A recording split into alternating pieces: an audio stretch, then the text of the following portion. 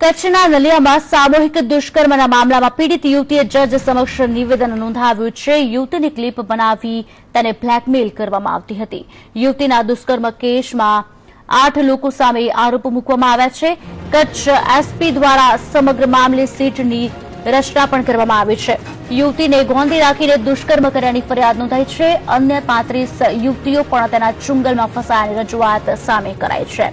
અલગ અલગ 65 લોકો સંડોવાયેલા હોવાનો ફરિયાદમાં ઉલ્લેખ પણ કરવામાં આવ્યો છે.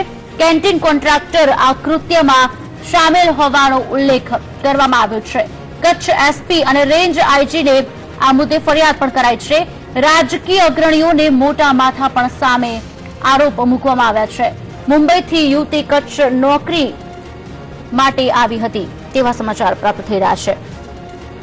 આજ અંગે વિગત આપશે અમારા સંવાદદાતા રાજુ ઠક્કર અમારી સાથે જોડાયા છે. રાજુ, શું અપડેટ્સ અને શું વિગતો સામે આવી રહી છે? નલિયાના દુષ્કર્મ મામલામાં કચ્છને કલંક સમાન ઘટનાઓ બની છે. સામૂહિક દુષ્કર્મ કરાયો એ યુવતીનું મેજિસ્ટ્રેટ સામે નિવેદન અને વિડીયોગ્રાફી પણ અપાયા છે. 8 લોકોના નામ પણ અપાયા છે. રાજકારણ સાથે સંલગ્ન લોકોના કારણે તંત્ર પર દબાણ આવ્યો હોવાનો એક મહિલા સંગઠનનો આક્ષેપ પણ છે. 65 જેટલા લોકોની આ સંડોવણી અને 35 જેટલી યુવતીઓ આ ભોગ બની હોવાનો અહેવાલને પગલે ડીએસપીએ સીટની રચના કરી અને વધુ 3 અધિકારીઓની જે નિમણૂક પણ કરી છે.